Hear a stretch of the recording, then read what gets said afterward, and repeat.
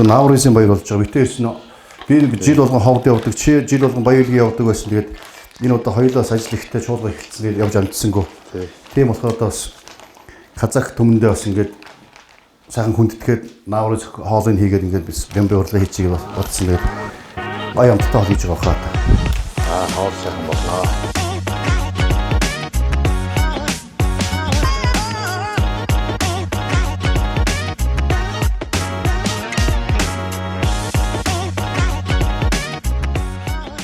Та бүхнийхээ энэ өдрийн амгалан айлтгая. Нааврын баяр болж байгаа. Тэгээд нааврын баяр болж байгаа. Өнөөдөр бас ордонд Авбакир гишүүнтэйгээ бас таарад нааврын баяраар сайхан одоо бас көжөө хийж шүлэг үйтэй. Тэгингээ бас баруун бүсээ сонгогдсон. Одоо Монголоос одоо хамгийн алслагдсан баруун бүс нутгаас сонгогдсон гишүүдийн хувьд Баялгийн аймаг, Ховд аймаг гээд баруун бүс нутгаас сонгогдсон гишүүдийн хувьд бас бүс нутгийнхаа зовлон жаргал гишүүдийнхаа одоо хийж хэрэгжүүлэх ажлын талаар бас ярилцъя гэж одоо бас бодоод бямбын урлаг одоо контент Бакир гишүүнтэй хамт одоо энэ удаа бас хийхээр болоод өнөөдөр бас энд хүрэлцээрээд байна. Тэгээд өнөөдөр бид та бүхэнтэй бас баруун бүс нутгийн хөгжлийн талаар Бакир гишүүнтэйгээс юу бодож төлөвлөж байгаа талаар бас ярилцсан. За мөн одоо бас энэ завсартаа байдгүйхэн бас одоо Казах түмний бас баярын одоо хамгийн хүндтэй эдэ бодоо болох көжөө одоо шүлийг яаж хийдэг, Казах түмэн бас яаж бас нааврын баяраас баярладаг уламжлалын талаар та бүхэнд бас ярилцах юм аа. Тэгээд хүлээ авч сонирхноо гэж та бүхэнд урьж байна.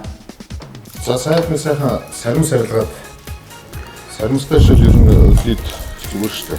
Шилэндээ хоёлоо көжөө саримс хийн бас тийм үү? Ийм нэ. Ер нь хоол хийн гэдэг чинь хүн өөрийнхөө фокусээр хандсан юм шүү.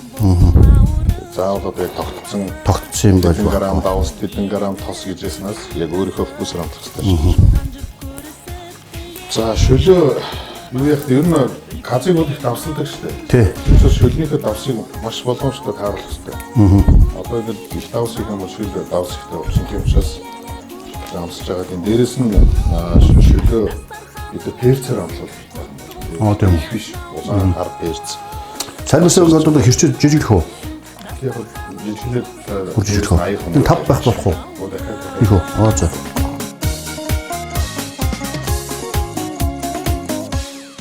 За их одоо 4 жил үндсэндээ одоо 3 жил гаруй хугацаа өнгөрч шүү дээ. Үлдэж шүү дээ, тийм ээ.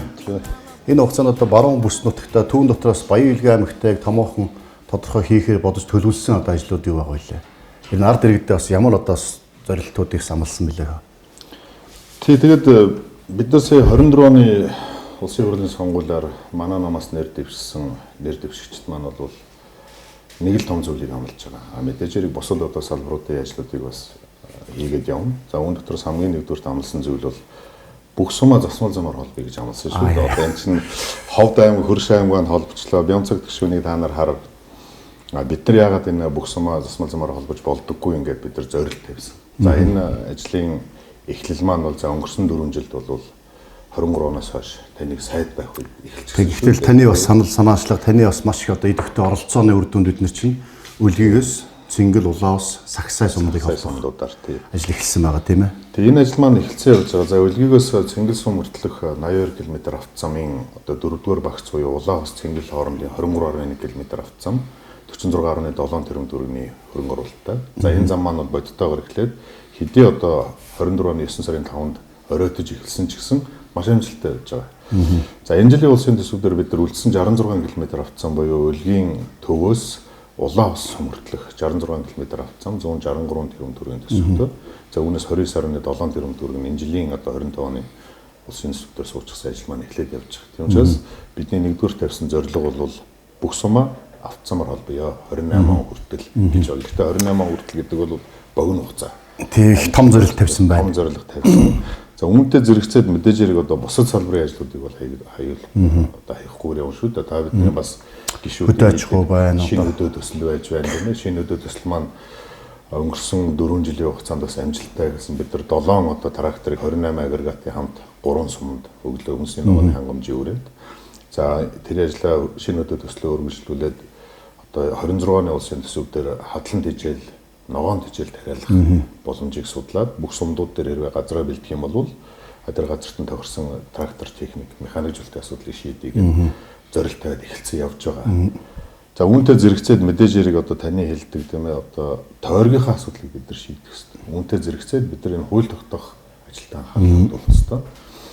За сая чуулганы завсралгаанаар бид нар одоо хуваарлагдсан хуулийн төслийн ажлын эсвүүдтэй ажиллаад явж байгаа. За миний хувьд нэр юу яасан шүү дээ. Татварын асуудал гэснээс бид хоёр ч өнгөрсөн 24 онд одоо алслагдсан бүсийн хөнгөлөлт хүн амын урлагаал унтрыг нэг хөв болгох. Улаанбаатарт 10% төлдөг бол ховдод Баян-Илгэд 1% болгох хууль санаачилсан. тэр хуулиа өргөн барьчихсан байж байгаа. Одоо их шинэ парламент бүрдсэнтэй холбоотой шинээр өргөн барих болж байгаа. Тэгэхээр би бол засгийн газрын гишүүний хувьд өргөн барих боломжгүй болж байгаа. Тийм болохоор өөрөө одоо хамт санаач өргөн барьсан хүний хувьд цааш нь залгаж авч явах нь шүү дээ. Тий, залгаад аваад явахын тулд ажлын хэсгээр одоо миний хувьд санал гаргасан байж байгаа. За хүн амын урлагийн албан дотор маань 10% байгаа. Энийг ерөөсөө тэг болгоё гэж. За мэдээж хэрэг сангийн ам бусад одоо Монгол банк эдийн засгийн хөгжлийн явдлыг бид нар зөвшөлдөх ёстой. За энэ хүрээнд 10%-ийг тэг болгох бол боломж бол бас амаргүй юм байна. Хэцүү. Тий, 1.3 сая хүн хөдөлмөр эрхэлдэг. За жилдээ 2.3 их найт төгрөг улсын төсөв төвлөрүүлдэг орлого маань тасархна гэсэн асуудлыг сангийн ам ярьж байгаа. А гэхдээ тодорхой хэмжээнд бид нар буулгах зайлшгүй шаардлага байна. Тийм учраас за 3-аас 5 дээр тогтчих болов маань урлагаал доктор маань. Баяр нь бидний зорилго бол 1% гэж байгаа. Яагаад ингэж байгаа гэхээр Улаанбаатараас аслагдах тусмууд хамгийн аслагдсан аймаг Баян-Илгийн аймаг. Тэр наадад нь ховд аймаг гэж байна. Зардал өндөр, бензин шатхуун өндөр үнэтэй, гурил будаа өндөр үнэтэй, давуу дайлбар өндөр үнэтэй, барилгын материал нь өндөр үнэтэй, тог цахилгаан нь өндөр үнэтэй. А нөгөө талд орлого байдаггүй. Одоо үндсэндээ тий энд чинь бол захын Улаанбаатар хотод чинь гараад барилга дээр ажиллаж болно, самрандаа явуулдаг, ногоо хураачулдаг. Хангалттай өндөр цалин авдаг бол тэнд хийх ажил харцсангүй бага байд орлого багт. Дотроо хууль маань өргөн баригддаг яг хилцүүлгийн шатнд. Тийм болохоор янз бүрээр яриад байна. Нөгөө орлогын олж байгаа орлогоос нь бага татвар авчиж тий. Тэр хэмжээгээр орлого нь айхуу байгаасаа зардал нь тийм тэр хэмжээгээр одоо бас өндөр зардалтай учраас илүү ачааллаас өрөөсэй гэдгүүднээс 1% гэж байгаа юм л да. Тэгэхээр бас 1% дээр баймаар биш бас 3-5. Тэгээд зүтгүүлнэ. Би бүр тэг болгоно гэж зүтгүүлсэн. Гэхдээ мэдээж хэрэг одоо бусад аймагуд маань бас байж байна. Бусад улсын хурлын гишүүдийн маань одоо санаачлага байж байна. Гэхдээ ингээд тантай ярихаар та бүдээр одоо өнгөрсөн 4 жилийн хугацаанд алслагдсан аймагаас сонгогдсон гишүүдийн хувьд одоо алслагдсан аймагуудын тэр одоо проблем асуудлуудыг илүү ингээд ойлгодог хүн байх нь илүү. Та жишээлбэл одоо Баян-Илгийн ховд чиглэлийн нисэх одоо онгоцны зардлыг бол мэддэгдгүйс болгосон. 2 дахин буруулсан тийм. Яг 2 дахин. Та өөрөө зам 7 хоногт нэг удаа нисдэг байсан бол 7 хоногт одоо Баян-Илгийн ховд руу 3 нисэж байгаа. 3 нисэж байна тийм ээ. Тэр үед бол 2 сая төгрөгөөр ирж очдог байлаа шүү дээ. Одоо 800 мянга орчмоор ирж очдог болж байна тийм. Энэ бол ингээд юг харуулж байгаа гэхээр нөгөө алслагдсан аймагуудын тэр асуудлыг ойлгодог гишүүн байх нь хамтраа зүтгэхэд бас болохгүй ажил байдгүй мэнэ гэдгийг харуулж байна. Энэ нь одоо биднээс энэ алслагдсан бүс нутгийн ард иргэдийн зовлонг ойлгодог хүмүүс энд илүү анхаарах хэрэгтэй. Тэгжээж үндсэндээ Улаанбаатар хотын төвлөрөл саарна. Одоо ингээд Улаанбаатар хотод орлого ихтэй зардал багтаа амьдрах байх юм бол хүмүүс шаваад байна. А орон нутагт юм Баян-Илгэд ховдод орлого багтаа зардал өндөртэй болохоор нутгаас зүхтаагаад нутаг орго эзүүрээд. А тийм болохоор нутагтаа төрж өссөн нутагтаа аятаа тухтаа ажиллаж амьдрах аав ээжтэйгээ ах トゥ нартайгаа нутагтаа сайхан амьдрах бололцоог бүрдүүлэхийн тулд бид нэр аслагдсан бүсийн нэмэгдэл, аслагдсан бүсийн хөнгөлөлт гэж ярьж байгаа. Нөгөө талдаа Улаанбаатарын төвлөлийг сааруулах ийм одоо бодлого. Манай намын бас дэвшүүлсэн мөрийн хөтөлбөр дээр байж байгаа шүү дээ. Хотуудын ялгааг арилгах тийм ээ. Хотод авж байгаа тэр ажил үйлчилгээг хөдөөж гисэн авдаг болъё гэж. Өнгөрсөн 4 жил энэний талаар нэлээд зүтгэж бас улсын хурл маань ажилласан. За энэ хүрээнд аймгийн төв дээр 20% нэмэгдэлтэй болсон тэр ялгаач. Суман дээр 40% нэмэгдэлтэй болсон. Бас бодтойгоор яг хөдөө орон нутагт очиход энэ дээр бас баярлалаа гэдгийг хэлж ин л хөдөө орон нутагт ажиллаж байгаа тэр ялгаач нар маань жишээлх юм бол гэх зэрэг ингээд одоо өнгөрсөн 4 жилийг бодох юм бол баруун 4 аймаг маань за дээрээс нь Баян-Илгийн баруун 5 аймаг маань маш олон гишүүнтэй боллоо шүү дээ. Бусад гишүүдтэй ч гэсэн та ингээд ажиллаж байхад бусад гишүүдтэй ч гэсэн энийг ойлгох гэж хичээгээд яваад байгаа. Миний хувьд ч гэсэн бас бусад гишүүдтэй аслагдсан аймгийн гишүүн шиг байх шүү гэдэг бас хэлээд байгаа. Гэхдээ чи одоо 20 онд бол нэг шинэ хүн те огт шинэ хүн очиж байсан бол одоо бол 5 дахь жилдээ одоо их хурлын гишүүнээр сонгогдоод ажиллаж байна. Нутгаа мэдээд ойлгоод ард иргэдийн зовлон жаргалыг те өөрөө ингээд мэдрээд тэрийг шийдэх гэдэг ингээд хүсэж байгаа чинь ард иргэд чинь тэрийг одоо хүсээ юу таалагдж байгаа ард иргэдэд тэр маань. А тийм болохоор одоо үнэхээр одоо бидний зовлон ойлгодог, бидний төлөө дуурдаг, бидний төлөө тийм үү бүх сэтгэл зүрхээ зориулдаг гэдэг тэр нутгийн ард түмэл чамд бааста болох шиг одоо өнөд хардуулсан байна. Богинохоо хугацаанд 20 онд танихгүй л байсан тий. Тэглгүй яах вэ?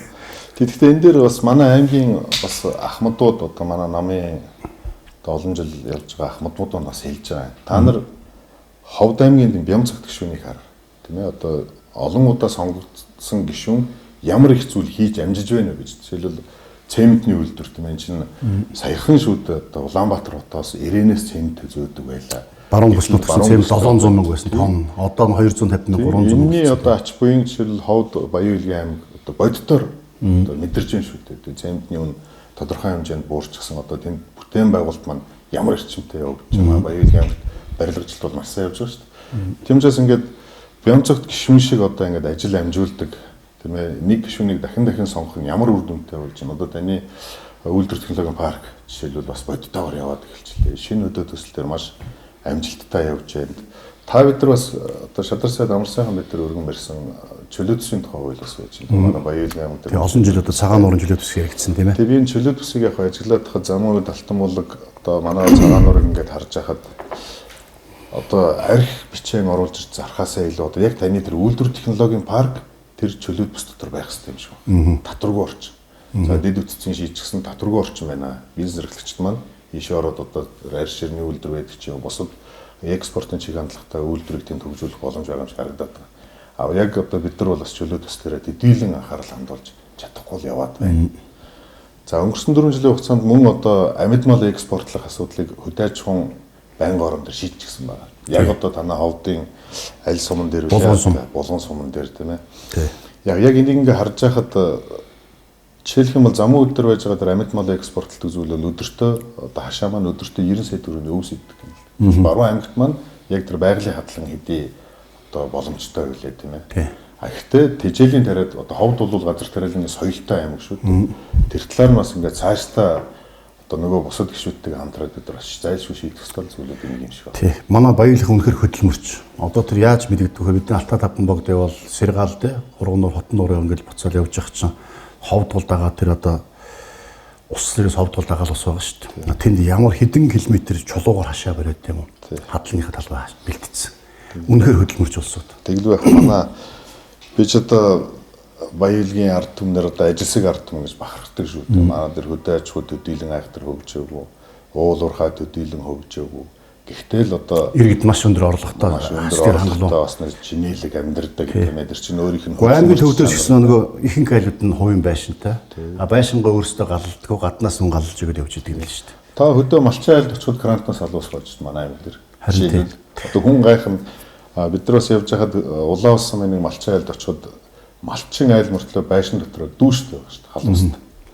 Өвлжээ хаваржаан дээр тий. Өвлжээ хаваржаан. Энэ бол яагаар байхгүй ажилсаг ард түмэндээ жоохон боломжийн бид нар одоо та бидний бас эхлүүлсэн цэнгэл чиглэлийн авто зам маань бол цаашдаа Даянгийн бомб руу тийм ээ бомбын сэргэлтийн өрөөнд л ярьж байгаа шийдсэн зам шүү дээ.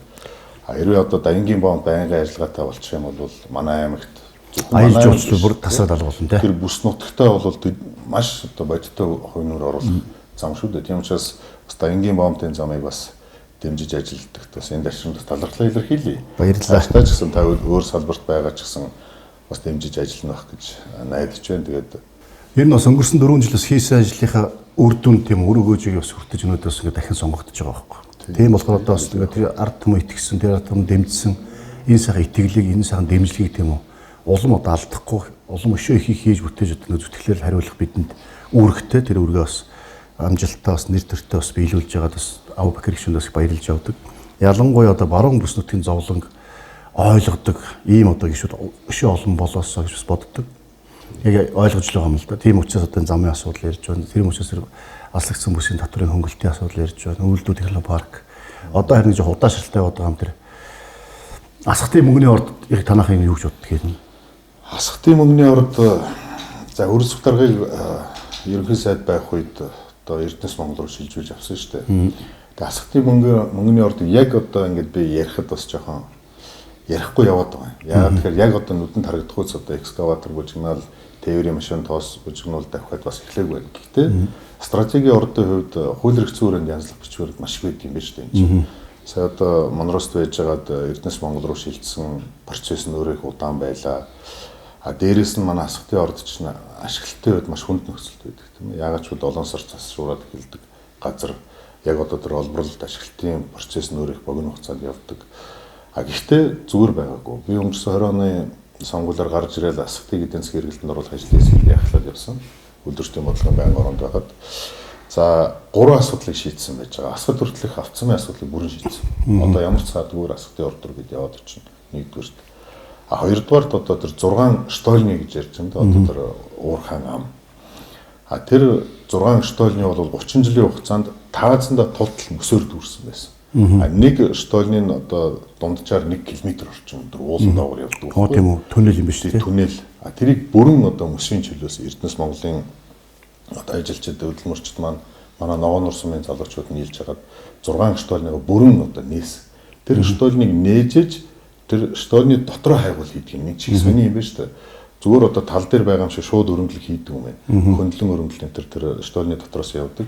Хоёр дахь ажил маань бол штольныг бид нар бүрэн цэвэрлсэн. За 3 дахь сонгон шалгуулалт нь яваад сая дуустал нэг компани шалгарсан байна. Нөөц нэмэгдүүлэх хайгуулыг төсвийн Эрдэнэс Монгол 100% шийдсэн явж байгаа. Яагаад нөөц нэмэгдүүлэх хайгуул хийх гэдэг нь 92 он хүртэл Оросуудын хийсэн хайгуулын тайлан байгаа шүү дээ. Хүмүүс асуудаг. За одоо энэ Оросын дайнтай холбоотой гадны одоо Австрали, Америк, Германы хөрөнгө оруулагчид маань Оросын тайланг уншихаа болсон. Геополитик яваад шүү дээ. Бидний тайланг уншихаагүй гэх. Тийм учраас Жорг төвшин буюу дэлхийн хаанч очиод уншигддаг хайгуул нөөц нэмэгдүүлэх хайгуулыг хийлгийгээд 3 дахь хөрөнгө оруулалтыг шийдсэн. 26 оны 10 сар ихэд хайгуулын тайлан бидний гар дээр бий болгоо. Тийм учраас одоо бидний ярьдаг манай монголчуудын ярьдаг асхтын орд гэдээ яриад байгаа зүйл маань яг хэдэн төгрөгийн үнэтэй зүйл юм бэ? Хэдэн тонн тэр уулын дотор ямар хөө нөөц ямар хөө баялаг байгаа юм тэр түүнээс хэдийн одоо Монголын тэр хэдийн Монголын ард түмэн өгөөж хүртэх юм бэ? Яаж хүртэх юм бэ? Тодорхой 27 тодорхойлчих юм тийм ээ. Яг хэдэн тонн мөнгөний хэдэн тонн зэсийн тухай яриад байгаа гэдэг харахын тулд 26 онд гарч ирэх тэр нөөцийн нэмэгдүүлэх хайгуулын тайлан маш чухал.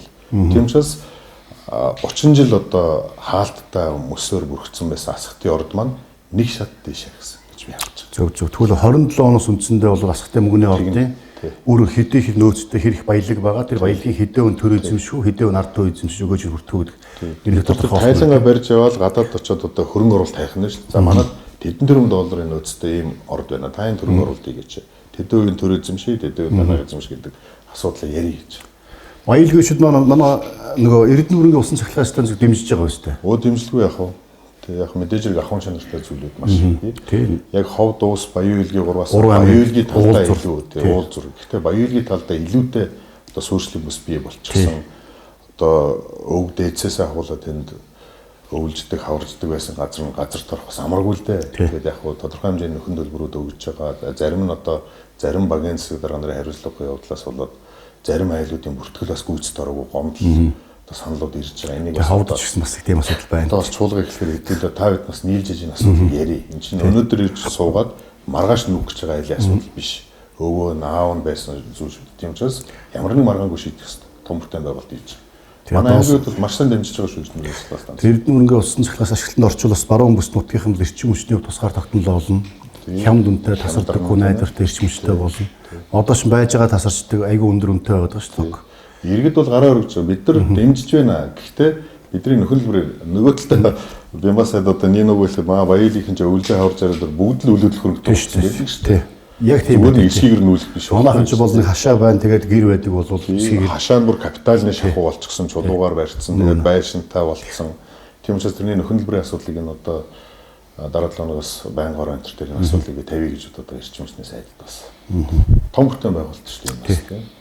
Тэгэхээр замтаа болчин эрчим хүчтэй болчин одоо цементний үйлдвэр баригдсан малын гарлаа төгөөд бол байнгын ажиллагаатай болох. Байнгын бомб байнгын ажиллагаатай болчихлоо одоо аялал жуулчлал баялаг. Ер нь ч одоо бол хамгийн их зам бол жуулчд бол баялаг баруун аймагаас баялаг ирэх явж байгаа шүү дээ. А түүнийг дагаа одоо байнгын бомбд нэгдээд тэгээд одоо онгоц тогтмолстыг болчих юм бол үндсэндээ баялагыг бол бас улам их жуулчин татна. Бүсчилсэн хөгжлийн бодлогын хүрээнд бас нэг юм байгаа шүү дээ. Баялагчид одоо ховдынхноос хямд үнэтэй ховдын захийнхын үндсэндээ зарим бүтээгдэхүүнээ баялагаас очиж авдаг. Яагаад ингэж ховдын цааталт улам Улаанбаатараас хол байжж тэр бараа бүтээгдэхүүн хямд зараад идэв юм бэ? Тэнд юунд байдаг? Одоо би түрүү хэлсэн шүү дээ. Яг хоёулаа хэдүүлээ нэг панел дээр сууж байсан шүү дээ. Эдийн засгийн хэлэлцүүлгээ. Тэгэхэд Хүрлбаатар сайд надаас нэг асууж байсан. Та сайн санаж байгаа бох. Одоо баялагын аймагтуудад аж ахуй уурхай байхгүй. Гэхдээ яагаад чинэлэг байгаад нэгтэн би тэгээ яйдаа гэсэн 100 мянган ажилсыг ард түмэн байна да гэж. Ховдынхан магадгүй Улаанбаатараас эсвэл одоо Бээжингээс тээвэрлээд 10 төгрөг нэмээд зарж байгаа бол манайх 5 төгрөг нэмээд зарж байна. асуудал биш. Гэхдээ манай Баян-Илгийн хувьд хүнсний хэрэгцээ маш өндөр шүү дээ. Ховд аймгийнхны тарьж байгаа нарийн ногооны ихэнх хувь нь манай Баян-Илгийн хэрэгжилж байгаа шүү дээ. Тий. Төмс үсний ногооны тийм ээ. Яваад байна шүү дээ. Тий. Манайхан бол яг тэр импортоор авдаг бүтээгдэхүүнээ нэлээд тодорхой чихэр ялангуяа чихрүүдийг бол Баян-Илгээс авдаг юм байна. Ховдоос бол нөгөө төмс үсний ногоо авдаг юм шиг байна. Одоо бол тэр малын гаралтаа түүхэд арьс ховдод авч борлуулдаг, ховдоос сэмэнтээ авдаг тийм болох бах. Тэгээ аялал жуулчлалд зарим бүтээгдэхүүний хувьд одоо Баян-Илгэд манаас нэлээд хөгжил бий болох бах. Тийм манай ховд Баян-Илгийн хувьд за ялангуяа Баян-Илгийн бол энэ бусчилсан хөгжлийн хүрээнд аялал жуулчлалаас тэргүүлэх хүсгээ зарлцаад байгаа шүү дээ. За энэ хүрээнд бас 2020 онд анх сонгогдоод миний хийж эхлүүлсэн нэг ажлын нэг бол за манай Байдалхаан гишүүн байсан дээ. Бид нар Алтай том богд саргаалын чиглэл рүү тог цахилгааны асуудлыг бүрэн шийдсэн. За эрхчин үндсэндээ ашиглалтанд орчих баг. Төр бол аялал жуулчлалын хүрээнд дэд үтсийг л 100% шийдчих гэсэн. Түүнээс төр одоо улсын төсвийн мөнгөөр тэнд буудлын ресторан барих боломж байхгүй. Дэд үтсийн шийдчихлөө бизнес эрхлэгчид маань дэд үтс дээр үнслээд одоо явах ёстой шүү. Тийм учраас эрхчил бол саргаал буюу одоо хурган нуратны нур маань тогтоолч. Алтай том богдын одоо яг хаалга хүртэл тогтоолч. Тэгэх юм бол орчин үеийн одоо болгосон одоо зочдлууд бий болох нөхцөл бүрдчихэж байгаа шүү дээ. Тий. Казах төмний одоо үдсэн баг. Үдсэн гарч байгаа. Тий. Яг бодтойгоор явж байгаа шүү дээ. Манай Казах төмний манаас Наурызын үндэсний одоо баяр болж байгаа.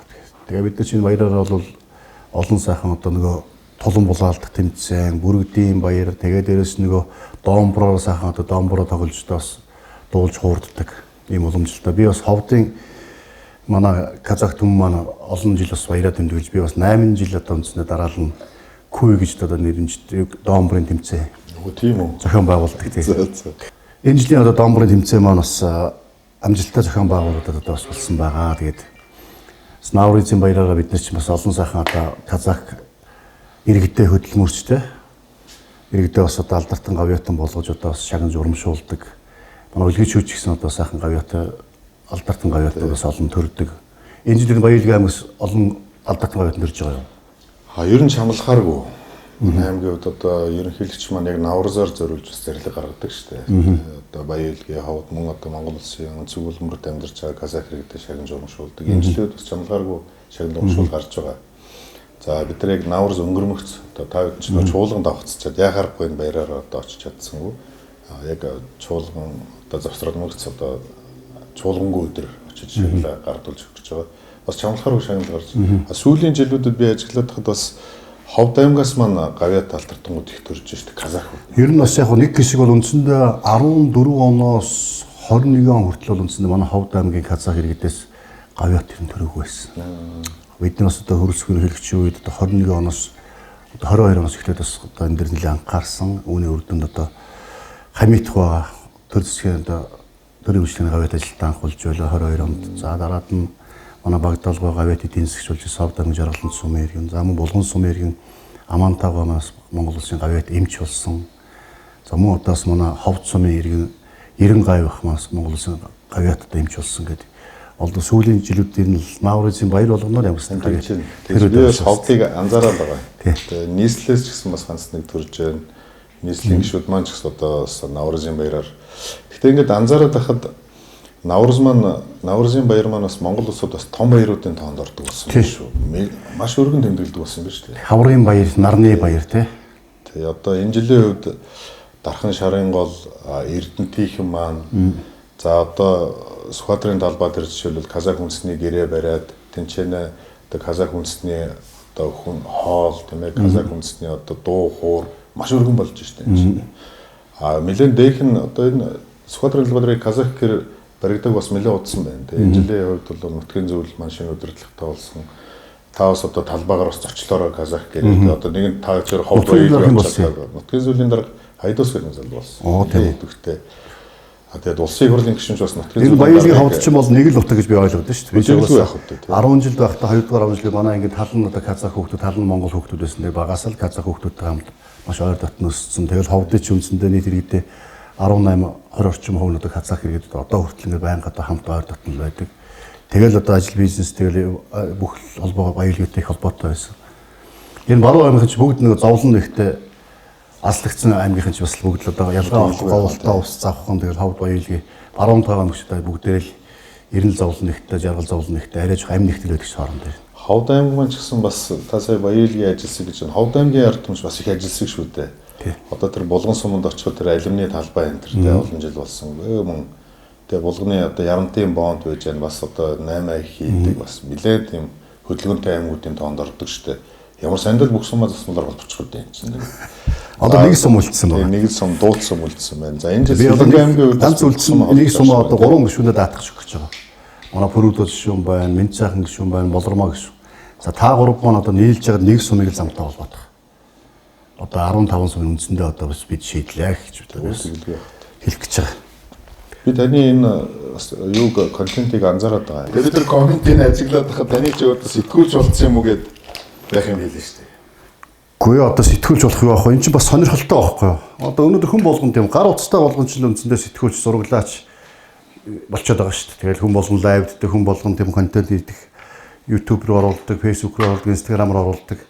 Тийм болохоор бас одоо сонирхолтой байх болов уу гэж бодоод юу яаж байгаа юм л да. Тэгээд сонирхолтой юм байл шүү. Сонирхолтой байна. Ингээ бодиттой хүрд юм. Тэгээ өөрөө бас нэг жоохон хоббитой байна. Тэгээ дээрээс нөгөө хүнээ бас сонирхолтой яриа өрнөлөл бас заавал одоо мэрэгжлийн улсууд нэг мэрэгжлийн тайзан дээр зассан газар шүү дээ. Зүгээр байгаагаараа ингээд харагдууд тэгээд иргэдийнхаа сонгогчдоос хүсэж байгаа мэдээллүүдийг өгчүүл бас зүгээр юм болоо гэдэг. Зүгээр юм байна. Хоёул ингээд хоол ингээ ажиллаж яриад амжичлаа тий. Дээрээс нь бас үндснийхээ хоолыг би сурталчлаад амжичлаа энэ шиг зүгээр юм шүү дээ. Үр дүнтэй.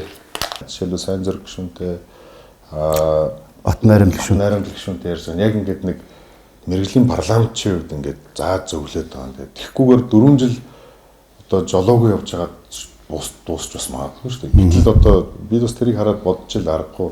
Тэгээд байдлахын гишүүнийг санаж илаа гэж чинь. Нэрэл намайг бас өнгөрсөн 4 жил ингээд хөтлөө зөв залаад бас тэрний буйнаарч магадгүй би дахин сонгогдсон байж магадгүй те. Туршлагатай хүний хажууд байсан учраас туршлагатай одоо хэмжээнд ажил хийсэн байж. Тэгээд тийм учраас таны бас хувьд багш Дэмрэл багш байсан юм байна шүү дээ. Дэмрэл гоо те. Ер нь бас одоо бид нар бас яг шинэ гишүүдтэй бас те мэдэх чадах зүйлээрээ тусалж байхгүй бүгдээр л Монгол төрийн төлөө зүтгэж байгаа улсууд бүгдээр л одоо яаж те арга юу болох гол явж байгаа. Тэгэхдээ нөгөө загас барьж өгснөөс загас барих аргын зааж гэдэгтэй адилхан одоо яг парламент ингэж төр хууль баталтгийн хууль тогтоодог ингэж тийм хяналт шалгалт хийдэг ингэж ард түмэн төлөөлж ажиллавал илүү богино хугацаанд илүү том үр дүн гарна гэдгийг тийм үү нэг ивэн олчвол намайхан юу ач л ивэн олох хэрэгтэй юм л ивэн олохтноос жоохон ч гэсэн бас дэм болчих юмсан гэдэг бас ингээд за олоодаа парламентд суулаа энэ жилийн үед бас онцлогтой шүү дээ 126 гишүүнтэй. Одоо жагсаалтаар 48 орж ирлээ, тойргоос одоо 78 орж ирлээ. Энэ ямар санагдаж байна? За баруун бүс одоо нэг тойрог болоод ингээд үндсэндээ бол Баялгийн аймгаар үндэснээ цөөнхөө бас хүндэтгээд ингээд нэг тусад нэг тойрог болсон. Тэгээ бусд одоо 4 аймаг нэг тойрог болсон. Ингээд 200 гаруй мянган сонгогчтой нэг тойрог болоод явахд бол бас амаргүй л 78 сум тойроход одоо 78 сумын одоо хөгжил жигд бус тавьж байгаа ярьж байгаа асуудлууд нь өөр.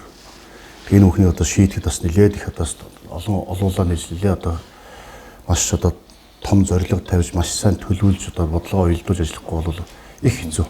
Одоо би бас өнгөрсөн 4 жил 76 гишүүнтэй суулж байсан. Одоо энэ 126 гишүүнтэй жагсаалтаар орсон бас мундаг гишүүд байна. Одоо мажоритар тогтолцооны сул тал бас бий шүү дээ. Нэг нөгөө л хэлээ тийм ээ. Профессионалын бас сул тал бий. Гэхдээ одоо яг 126 дээр гарч байхад яг жагсаалтаар орсон зарим гишүүд манай аливаа асуудлыг хөндөд тавьж байгаа энэ төр нь бол бас зоригтой, яг үнэлэлтэй, би бас тэртэл нэг сайн юм уу да. Одоо энэ 126 болгоё холимог тогтолцоотой болгоё гэдгийн үр дүн бол одоо ялангуяа 2-3 жилийн дараа ер нь их харагдах байх гэж найдаад байна. Тий, парламентын одоо хандлага, уур амьсгал те хуучин уламжлалт тогтолцоонд нэлээд их том өөрчлөлт салхиорлоо. Аюулгүй шинэлэг дээрээс нь хараат бус биедаасан те чөлөөт төслөдлөө илэрхийлдэг энэ байдлуудыг хараад би бас их бахархаж байгаа. Мэдрэгдэж байгаа. Ер нь тэгэл одоо урд нь хайрцагч гал те тэгэл намын бодлого, бүлгийн бодлого одоо тийм үү. Ингэн тэгэн шүүгээр бас яадаг байсан бол одоо харьцангуй одоо юу гэдэг чөлөөтэй бас ингээд өөрөөсөө олон ургаж үзлэр хандаад өөрөөсөө итгэл үнэмшилтэй тийм үү. Аль намд баригдахгүйгээр асуудал хандж байгаад би бас парламент юм л байх хэрэгтэй шүү дээ тий.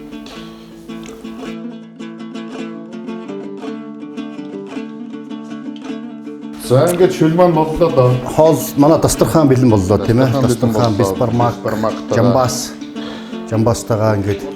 За наурс кожа маань арцтай шүл маань 7 төрлийн. хамтлагчтай.